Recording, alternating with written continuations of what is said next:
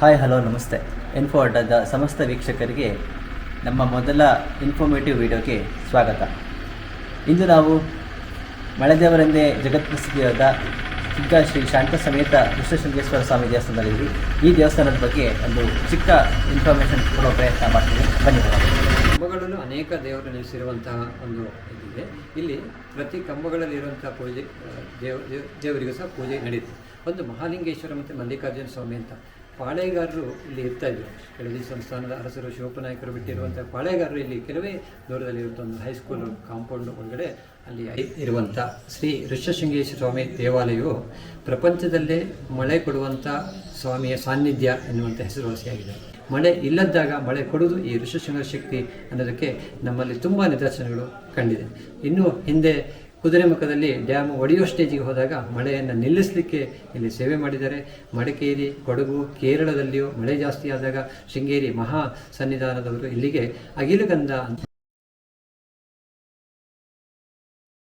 ಬನ್ನಿ, ದೇವಸ್ಥಾನದ one of the resource person ಆದಂತಹ ಅರುಣಾಚಲ್ ಭಟ್ ಇವರಿಂದ ದೇವಸ್ಥಾನದ ಬಗ್ಗೆ ಮಾಹಿತಿಯನ್ನು ತಿಳ್ಕೊಳ್ಳೋ ಪ್ರಯತ್ನ ಮಾಡೋಣ.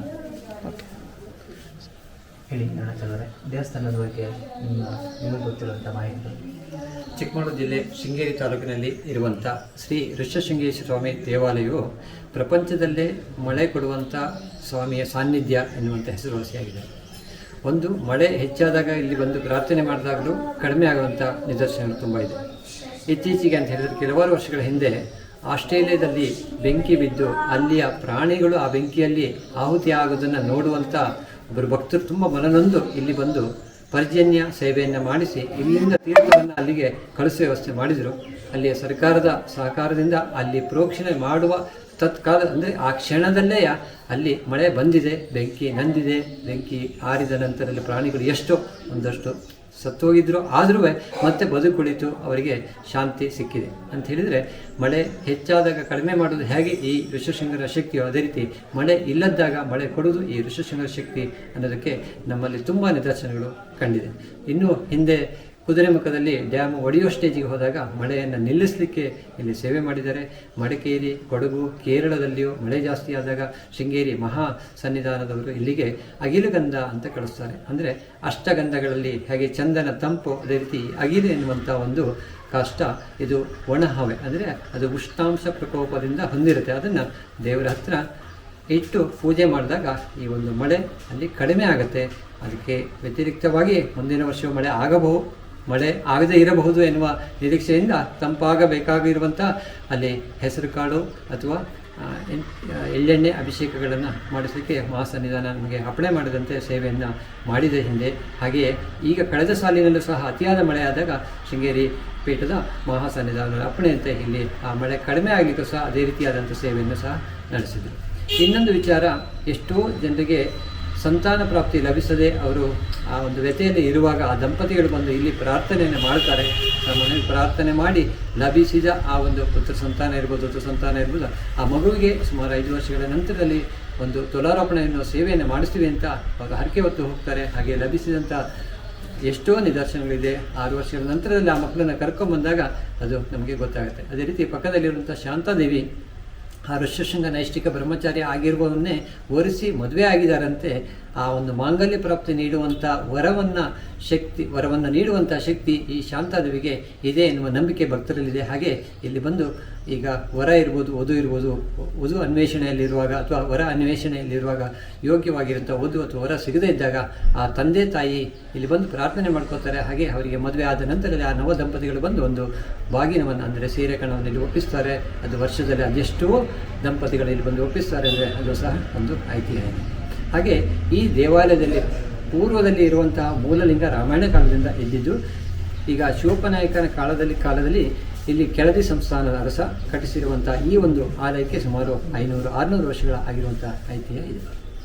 ಇದು ಆಡಳಿತಾತ್ಮಕ ವಿಷಯ ಹೇಳೋದಾದರೆ, ಇದು ಕರ್ನಾಟಕ ಸರ್ಕಾರದ ಧಾರ್ಮಿಕ ದತ್ತಿ ಇಲಾಖೆಯ ಆಡಳಿತಕ್ಕೆ ಒಳಪಟ್ಟ ಒಂದು ಸಂಸ್ಥೆಯಾಗಿದೆ. ಇಲ್ಲಿ ಸಂಬಂಧಪಟ್ಟಂತೆ ಪಕ್ಕದಲ್ಲೂ ಸಹ ಒಂದು ಶ್ರೀ ಶಾಂತಸನ ಎನ್ನುವಂಥ ಒಂದು ಹಾಲಿದೆ. ಅಲ್ಲಿ ಅನೇಕ ವಿವಾಹ ಇತ್ಯಾದಿ ಕಾರ್ಯಕ್ರಮಗಳು ನಡೆಯಲಿಕ್ಕೆ ಸೌಲಭ್ಯ ಸಹ ಇದೆ. ಹಾಗೆ ಕರ್ನಾಟಕ ಸರ್ಕಾರದಿಂದಲೂ ಸಹ ರಾಜ್ಯದಲ್ಲಿ ಮಳೆ ಆಗದೇ ಇರುವಾಗ ಇರುವಂಥ ಸಂದರ್ಭದಲ್ಲಿ ಇಲ್ಲಿ ಅನೇಕ ಗಣ್ಯಾತಿ ಗಣ್ಯರು ಬಂದು ಸೇವೆಯನ್ನು ನಡೆಸಿದ್ದಾರೆ. ರಾಜ್ಯಕ್ಕೆ ಮಳೆ ಆಗಲಿ ಅಂತ ಪ್ರಾರ್ಥನೆ ಮಾಡ್ತಾರೆ. ಎಲ್ಲ ಇಲಾಖೆಯರು ಇರ್ಬೋದು, ಅರಣ್ಯ ಇರ್ಬೋದು, ವಿದ್ಯುತ್ ಇರ್ಬೋದು, ಹಾಗೆ ನೀರು ಸರಬರಾಜಿಗೆ ಜಲಮಂಡಳಿಗಳು ಇರ್ಬೋದು, ಅಥವಾ ಬೆಂಗಳೂರಿನಲ್ಲಿರುವಂಥ ಕಾರ್ಪೊರೇಷನ್ ಪ್ರತಿಯೊಬ್ಬರು ಬಂದು ಇಲ್ಲಿ ಸೇವೆಯನ್ನು ಮಾಡಿಸ್ತಾರೆ. ಆಗ ಮಳೆ ರಾಜ್ಯದಾದ್ಯಂತ ಆಗಿರುವಂಥ ನಿದರ್ಶನಗಳಿದೆ. ಇದು ಕರ್ನಾಟಕ ಸರ್ಕಾರದ ಧಾರ್ಮಿಕ ದತ್ತಿ ಇಲಾಖೆ ಆಡಳಿತಕ್ಕೆ ಒಳಪಟ್ಟಂಥ ಸಂಸ್ಥೆಯಾಗಿದೆ. ಎ ಪ್ರವರ್ಗಕ್ಕೆ ಸೇರಿದೆ. ಅಂದರೆ 50 ಲಕ್ಷಕ್ಕೂ ಜಾಸ್ತಿ ಆದಾಯವನ್ನು ವಾರ್ಷಿಕ ಇದು ಹೊಂದಿರುವಂಥ ಒಂದು ಜಿಲ್ಲೆಯಲ್ಲಿ 3 ಎ ವರ್ಗದ ದೇವಸ್ಥಾನಗಳಲ್ಲಿ ಸಹ ಇದು ಒಂದು. ದೇವಸ್ಥಾನದ ಸೇವಾ ವಿಷಯದ ಬಗ್ಗೆ ಸೇವಾ ಮಾಹಿತಿ ಬಗ್ಗೆ ಇಲ್ಲಿ ಈಶ್ವರ ಅಭಿಷೇಕ ಪ್ರಿಯ ಅಂತ ಹೇಳ್ತಾರೆ. ಹಾಗಾಗಿ ಇಲ್ಲಿ ಹೆಚ್ಚಿನ ಜನಗಳು ರುದ್ರಾಭಿಷೇಕ ಮಾಡಿಸ್ತಾರೆ. ಹೆಚ್ಚಿನ ರೈತರು ಇಲ್ಲಿ, ಯಾಕೆಂದರೆ ಮಳೆಗಾಗಿ ಬರೋದ್ರಿಂದ ರೈತರ ಅದರ ಫಲಾಪೇಕ್ಷೆಗಳು ಅವರೇ ಜಾಸ್ತಿ ಇರ್ತಾರೆ. ಅವರು ಬೆಳೆದಂಥ ಯಾವುದೇ ಅಥವಾ ಅವರು ಹಾಲು ಹಣ್ಣು ಇತ್ಯಾದಿ ವಸ್ತುಗಳನ್ನು ತಂದು ಈಶ್ವರನಿಗೆ ಅಭಿಷೇಕವನ್ನು ಮಾಡಿ ಕೃತಾರ್ಥರಾಗ್ತಾರೆ. ಹಾಗೆ ಅರ್ಚನೆಗಳು ಪ್ರತಿನಿತ್ಯನೂ ಆಗುತ್ತೆ. ಇಲ್ಲಿ ತ್ರಿಕಾಲ ಅಭಿಷೇಕ ಮಹಾನೈವೇದ್ಯ ಆಗೋದೊಂದು ವಿಶೇಷತೆ. ಬೆಳಿಗ್ಗೆ 7 ಗಂಟೆಗೆ ಅಭಿಷೇಕ ಪೂಜಾದಿಗಳು ನಡೆಯುತ್ತೆ. ಮಧ್ಯಾಹ್ನದ ಪೂಜೆ 11ರಿಂದ 1 ಗಂಟೆವರೆಗೆ ಆಗುತ್ತೆ. ಹಾಗೆ ಸಂಜೆ 6ರಿಂದ 8ರವರೆಗೆ ಸಾಯಂಕಾಲ ಅಂದರೆ ರಾತ್ರಿಯ ಪೂಜೆ ಸಹ ಇಲ್ಲಿ ನಡೆಯುತ್ತೆ. ತ್ರಿಕಾಲನು ಮಹಾ ನೈವೇದ್ಯದವರೆಗೂ ಎಲ್ಲ ಅಭಿಷೇಕಾದಿ ಪೂಜೆಗಳನ್ನು ನಡೆಸ್ತಾರೆ. ಇನ್ನು ಅರ್ಚನೆಗಳು ಆಗಿಂದಾಗೆ ಆಗ್ತಾನೆ ಇರುತ್ತೆ. ಹೆಚ್ಚಾಗಿ ನಂದಾದೀಪಗಳು ಇರ್ಬೋದು ಅಥವಾ ಅಭಿಷೇಕಗಳು ಇಲ್ಲಿಗೆ ಜನರಿಗೆ ಫಲವನ್ನು ನೀಡ್ತಾ ಇದೆ. ದೇವಸ್ಥಾನದ ಜಾತ್ರಾ ಮಹೋತ್ಸವ ಎಷ್ಟು ಬಾರಿ ಆಗುತ್ತೆ? ಯಾವುದರಲ್ಲಿ ಪ್ರಮುಖ ಯಾವುದು?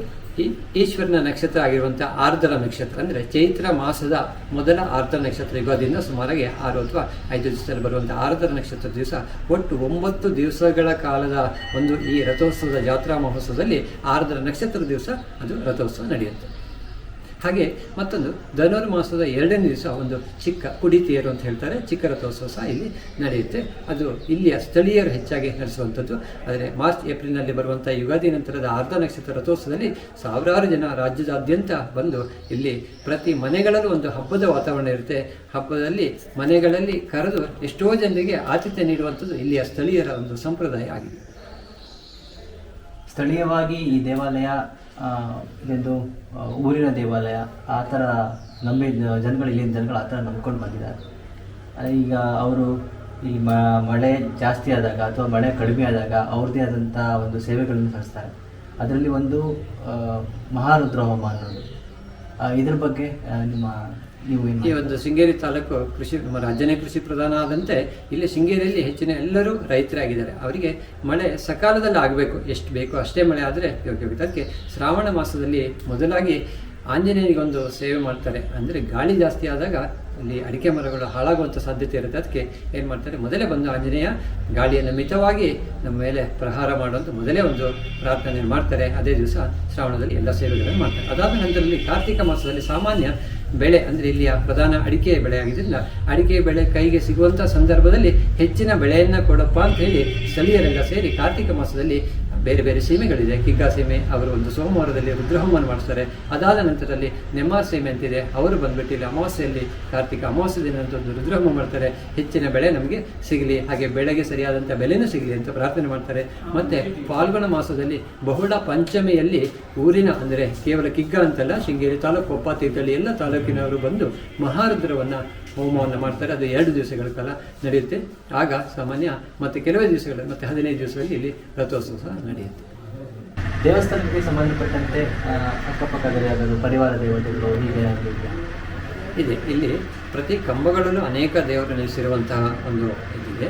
ಇಲ್ಲಿ ಪ್ರತಿ ಕಂಬಗಳಲ್ಲಿರುವಂಥ ಪೂಜೆ ದೇವರಿಗೂ ಸಹ ಪೂಜೆ ನಡೆಯುತ್ತೆ.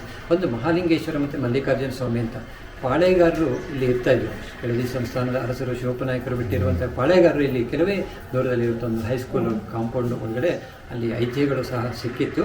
ಅಲ್ಲಿ ಅವರು ವಾಸವಾಗಿದ್ದರು. ಅಂಥ ಸಮಯದಲ್ಲಿ ಪೂಜೆಗೆ ಇಟ್ಕೊಂಡಿರುವಂಥ ಅನೇಕ ಲಿಂಗಗಳು ಸಿಕ್ಕಿತ್ತು. ಇಲ್ಲಿ ತಂದು ಅದನ್ನು ಪ್ರತಿಷ್ಠೆ ಮಾಡಿರುವಂಥ ಮಹಾಲಿಂಗೇಶ್ವರ, ಮಲ್ಲಿಕಾರ್ಜುನ ಈಶ್ವರ ಪ್ರತಿರೂಪಗಳಿದೆ. ಅದಲ್ಲದೆ ಕೃಷ್ಣ, ಶ್ರೀಕೃಷ್ಣ ಇದ್ದಾನೆ. ಹಾಗೆ ಸೀತಾ ಲಕ್ಷ್ಮಣ ಸಹಿತ ರಾಮನ ಒಂದು ಚಿತ್ರಣ ಇರುವಂಥ ಕಂಬದಲ್ಲಿಯೂ ಸಹ ಅಲ್ಲಿ ನಿತ್ಯ ಪೂಜೆ ನಡೆಯುತ್ತೆ. ಆಂಜನೇಯ ವಿಶೇಷವಾಗಿ ಅಂದರೆ ಗಾಳಿಯ ಪ್ರಕೋಪ ಜಾಸ್ತಿ ಆದಾಗ ಅದನ್ನು ಕಡಿಮೆ ಮಾಡಲಿಕ್ಕೆ ಪ್ರಾರ್ಥನೆ ಸಲ್ಲಿಸುವಂಥ ಆಂಜನೇಯ ಸ್ವಾಮಿ ಇದ್ದಾನೆ. ಹಾಗೆ ನರಸಿಂಹ ಒಂದು ವಿಗ್ರಹ ಅಂದರೆ ಕಲ್ಲಿನಲ್ಲಿ ಇದೆ. ಹಾಗೆ ಕೆಳದಿಯ ಅರಸರು ಕೊಟ್ಟಿರುವಂತಹ ಅನೇಕ ಸಣ್ಣ ಸಣ್ಣ ಒಂದು ಲೋಹದ ಮೂರ್ತಿಗಳು ಸಹ ಇಲ್ಲಿ ಇದೆ. ಅದಕ್ಕೂ ಹಿಂದೆ ಕೆಳದಿ ಸಂಸ್ಥಾನ ರಾಣಿ ಚೆನ್ನಮ್ಮಾಜಿ ಕೊಟ್ಟಿರುವಂಥ ಉತ್ಸವ ಮೂರ್ತಿಯಲ್ಲೂ ಸಹ ಒಂದು ಐತಿಹ್ಯ ಇದೆ.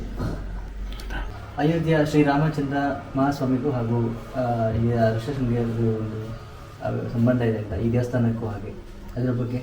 ದಶರಥ ಮಹಾರಾಜನಿಗೆ ಉಪಪತ್ನಿಯಲ್ಲಿ ಜನನ ಆಗಿರುವಂಥ ಶಾಂತಾದೇವಿಯನ್ನು ಅಂಗದೇಶದ ರೋಮವಾದ ಅಲ್ಲಿ ಸಾಕು ಮಗಳಾಗಿ ಸಾಕಿರ್ತಾರೆ. ಈ ಋಷಶೃಂಗನ ಅಲ್ಲಿ ಬರಮಾಡಿಕೊಂಡಾಗ ಅವರ ಪಾದಸ್ಪರ್ಶದಿಂದ ಮಳೆ ಆಯಿತು. ಸುಮಾರು 12 ವರ್ಷಗಳ ಕಾಲದ ಬರ ಅಲ್ಲಿ ನಿಂತೋಯಿತು. ಆ ಸಂತೋಷದಲ್ಲಿ ತನ್ನ ಸಾಕು ಮಗಳನ್ನು ಈ ಒಂದು ಋಷಶೃಂಗ ಕೊಟ್ಟು ಮದುವೆ ಮಾಡ್ತಾರೆ. ಹಾಗಾಗಿ ಈ ಒಂದು ಶಾಂತ ಅಂದರೆ ದಶರಥನ ಮಗಳೇ, ಅಂದರೆ ರಾಮನಿಗೆ ಅಕ್ಕ ಆಗ್ತಾರೆ. ಆ ರಾಮನ ಅಕ್ಕನ ಮದುವೆ ಆಗಿರುವಂಥ ಋಷಶೃಂಗರು ಅಂದರೆ ರಾಮನಿಗೆ ಭಾವ ಆಗ್ತಾರೆ.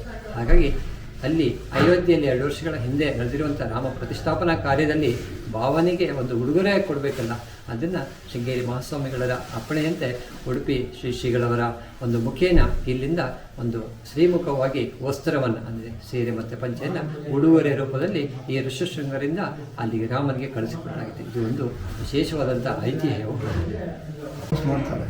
ಆ ತಪಸ್ಸಿನ ಸಂಕಲ್ಪ ಏನು ಅಂದರೆ ದೇಶೋದ್ಧಾರ ಆಗಬೇಕು.